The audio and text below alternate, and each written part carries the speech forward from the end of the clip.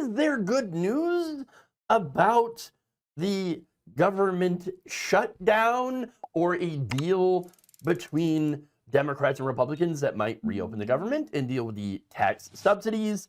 No, not necessarily. Axios is reporting, however, that Republicans are optimistic. They're feeling very optimistic, which should worry everyone. Okay. And what do I mean? About reaching a deal on these ACA premium tax subsidies. And when they say deal, of course, pretty sure we all know what they really mean. Cutting or eliminating those subsidies. Okay. Restricting them in some way. Look, Republicans, they're united. They're celebrating the idea of allowing 3.8 million Americans to lose their affordable health insurance. Okay. This is the party that claims to be for working people now throwing a party over taking away your health care. Okay. So let me break down what's actually going on here. Okay. Before I get too much further.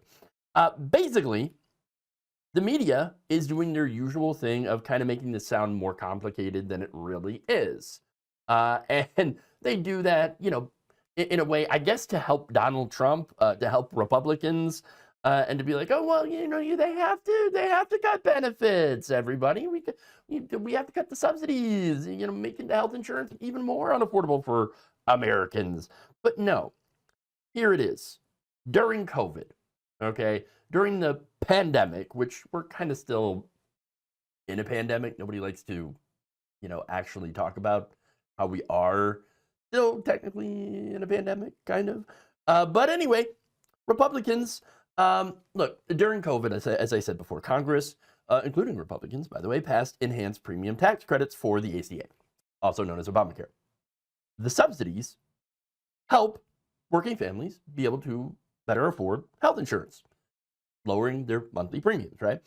Again, we're talking about people who are, middle class, working class, people making $30,000 to $60,000 a year. Okay, these are people who do not get health insurance through their jobs because their jobs generally do not offer them. Okay, and not only that, but there are people who work for themselves. Independent contractors like myself. Okay, that make too much for Medicaid, but still can't really afford health insurance, the premiums on their own. Again, I'm a great example of that. Okay, I currently do not have health insurance as a result because it is just too expensive, but I can't get Medicaid. So now, that said, all right, 3.8 million Americans currently rely on these enhanced subsidies. Okay, average, and they save on an average about $700 per year per person. Okay, as a result. Now, for families, that comes out to about $2,000 plus per year in savings. However, these subsidies are set to expire at the end of the year. Democrats, they wanted to extend these subsidies, which makes sense, right? To keep health care affordable for working families. Now, I think what would make even more sense is going to a single-payer system, but we don't have the votes for that. Or the numbers in the Senate or the House. You have the establishment Democrats that get a lot of money from health insurance companies to stop single payer, things like that. But anyway, Democrats are at least doing the minimum here in saying, well, we don't want health insurance costs to go up for American families that much. I mean, they're set to double, but even triple. Okay, and so, all right, now that's what the Democrats want, and they're willing to shut down the government. That's why we have a government shutdown right now, because Republicans have decided not to extend those subsidies. They saw this train coming for like the last year since they got back into power, and they're like, yeah, we don't care. But we're not going to do anything about that. But what are you talking about? And so, Democrats were like, well, we're not going to fund the government. We're not going to pass a CR unless you extend those subsidies. Republicans now, after all of this, according to Axios, are optimistic now about a new deal on these subsidies. Now, what does that mean? They're optimistic that they can either let the subsidies expire completely or negotiate major cuts, or add so many restrictions that millions end up losing their coverage anyway. And they're thrilled about this. They're happy about that. Okay, so let me show you the article here, the headline, Republicans quietly optimistic about fix for ACA tax credits. Okay, the word optimistic is doing a lot of heavy lifting here. What they really are optimistic about, I think, is making your premiums go up. That's the reality of the situation. They're optimistic about making healthcare unaffordable. They're optimistic about making a deal that screws you. Simple as that. Working people are probably going to get absolutely destroyed if Republicans get this deal, the deal that they would like, which would, again, involve Democrats caving to them. Think about it, though. The average retail worker making about $34,000 a year. If you're working in retail, okay, $34,000 a year, not a lot of money. So if you're working in retail, generally you do not get health insurance, okay? Generally those jobs do not offer it. So you got to rely on the exchanges, right? Now, right now with the enhanced subsidies, that worker might be paying around $150 a month for coverage. If those subsidies expire, those premiums jump up to about $600 a month. That's $450 more. Okay, just keep track of the math here. Okay, now that's $5,400 a year, and you're trying to do that on a $34,000 a year salary. That's not good. Unaffordable as hell. The result, of course, is you can't afford it, so you go uninsured. And when there's a health emergency, it's either bankruptcy or death. Those are your options. And that is, after all, the Republican plan. If you get sick, die quickly. And here's, of course, the most frustrating part about all this, right? There are the Republicans. These are the Republicans that claim, there are the people that Republicans claim to represent. They keep saying, we're the party of working class folks. You know, we just want to protect working class tax-paying Americans. Hell of a job you're doing, guys. All right? Look, again, these are the people who play by the rules, people who work hard. They want a fair shot. Okay? And they want to be able to afford their health insurance. Okay? That's it. But when it comes time to actually try to help those people, when it comes time to, you know, keep those health insurance premiums affordable, Republicans are like, nah. Actually, you know what we're optimistic about? We're optimistic about cutting the subsidies that help keep them affordable. Oops. But you want to know what the most infuriating part about this is? And there's a lot here, but let's look at the states that benefit most from the subsidies. Okay? First, before I get into that, I do want to show you here, this is a snippet from an article from the Kaiser Family Foundation. All right? Since the enhanced premium tax credits were introduced, the number of people who receive health insurance coverage through the ACA has more than doubled. Okay? More than 55% of the national growth, and this is what's really important here, it comes from Texas, Florida, Georgia, and North Carolina. And in 6 states, Texas, Louisiana, Mississippi, Tennessee, Georgia, and West Virginia, enrollment has more than tripled within the last 5 years. Again, a lot of this was passed, I should say a lot of this was made possible with the enhanced subsidies passed during the Biden administration. Nationwide, 93% of all ACA marketplace enrollees receive these premium tax credits. Enrollees living in states won by Trump, however, are even more likely to have subsidized coverage. In Florida, West Virginia, and Alabama, 98% of those enrolled in marketplace coverage received federal financial premium assistance. Yeah. And let me give you some of the numbers here. In Florida, 3.2 million Americans are enrolled in these ACA plans. In Texas, 2.8 million people are enrolled, and they're all getting these enhanced tax credits, by the way. North Carolina, 700,000 people, right, enrolled. Georgia, 600,000 plus people enrolled. And now, here's a pattern that you probably may have noticed. These are all red states. These are Trump states. They voted for Trump. So this is a state full of people who voted for Republicans because they believed in that whole, we're the party of working people. Bullshit. Bullshit. That's what it is, too. Absolutely. And now these same Republicans, by the way, are getting ready to celebrate a deal to make your health care unaffordable. These a-holes are out there high-fiving each other in the Capitol while you're at home trying to figure out how you can afford your insulin, okay? This is class warfare. And we've been dealing with class warfare for a very, very long time, okay? And, well, hey, the rich are winning. They have been for a while.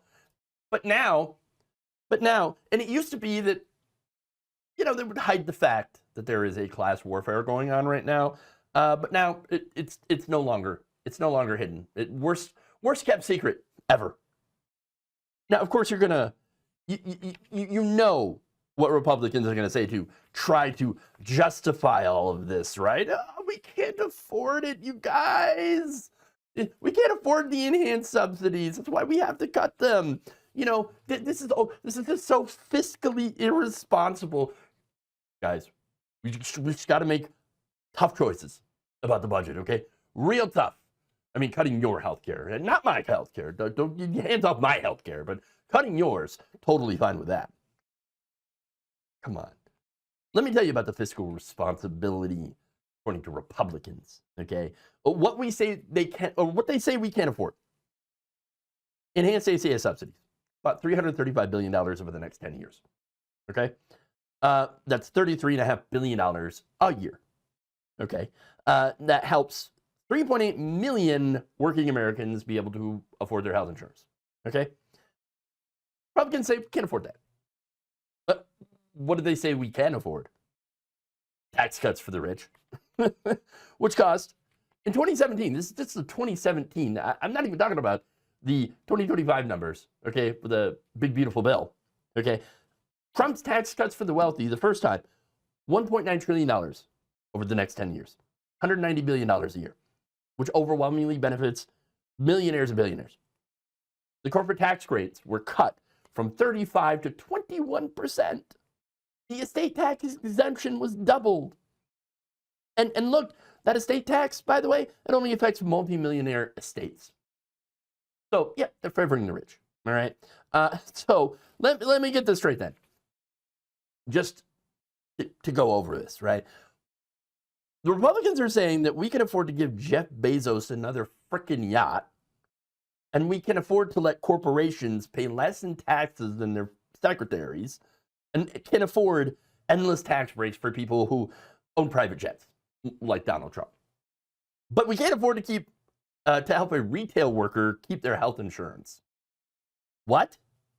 That's not fiscal responsibility. That's not making tough choices. That is a choice. It is a choice to prioritize billionaires over working people. That's a reality. And one more thing, too. We can, what else we can apparently afford? $886 billion for defense. That's in 2024, okay? Those numbers, 2025, we're going to go up even further. That is more money than the next 10 countries combined for their military spending, all right? And by the way, we just gave Trump unlimited war powers to attack Venezuela, all right? And I'm going to do another video on that today. But, healthcare for working families? Sorry, can't do it. Tight budget. What can you do? Look, the money is there. It's always been there. They just don't think that you deserve it. Period. They think that the money should go to defense contractors, billionaires. They should get corporate tax breaks. And we should spend money on that instead of keeping your healthcare affordable. But, look, maybe I'm freaking out too much, all right? Because you might be thinking, but you understand, Jeff, you're just kind of running away with this whole thing. But what if they are actually negotiating? I mean, come on. Yeah, maybe there's a chance that we can extend the subsidies, and you're just lipping out. No, I don't think so. It gets much worse. You see, Politico noted in a recent article that Republicans are actually planning to do with the subsidies. What are they planning to do? Well, they're not just planning to cut them. They're actually going to use them as hostages in their government shutdown. Yeah. Okay. So that's one of the things that they might be doing. Now, let me explain. Senate Majority Leader John Thune promised Democrats a floor vote on extending the subsidies. Great, right? Except that House Speaker Mike Johnson refuses to actually commit to allowing any vote in the House. You kind of need both chambers. And here's the kicker. Some Senate Republicans actually want to push the government funding deadline from mid-December into January of 2026. You know why? To drag out these negotiations.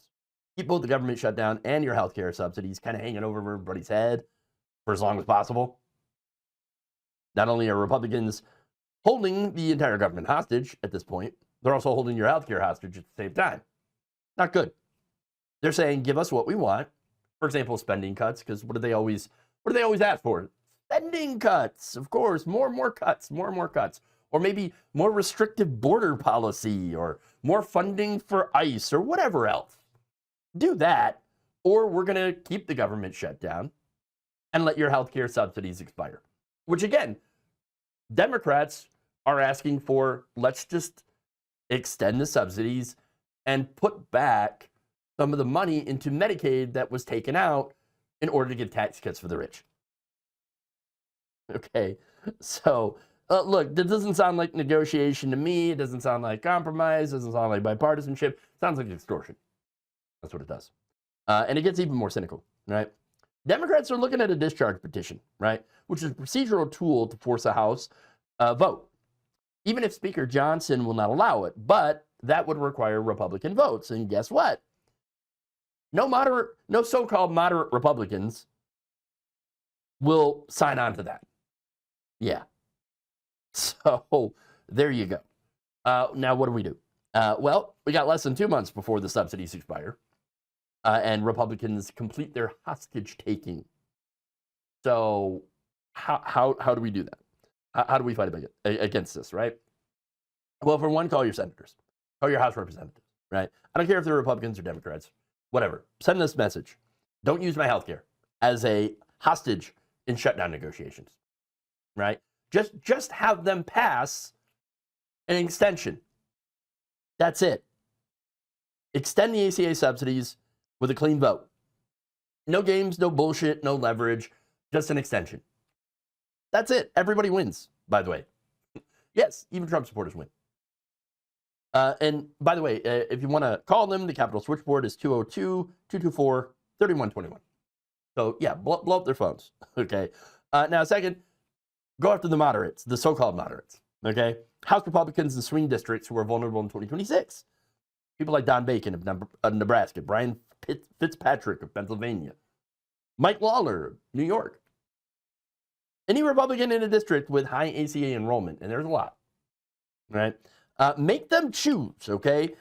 Sign the discharge petition to force a vote in the House, or you get to explain to your constituents why you let their healthcare subsidies expire. And you can't exactly blame that on the Democrats now, can you? Like they're trying to do.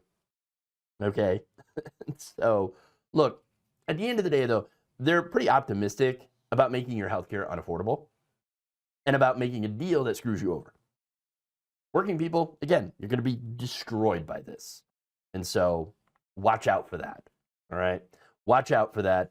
And really put the pressure on your elected officials to end this shutdown and extend those subsidies. Thank you for watching. If you enjoyed this video, please like, share, subscribe, hit the bell icon in order to get notified whenever a new video is released.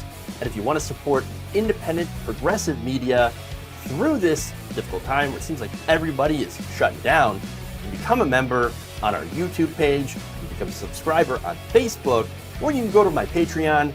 It's patreon.com/Jeff Waldorf. Thank you.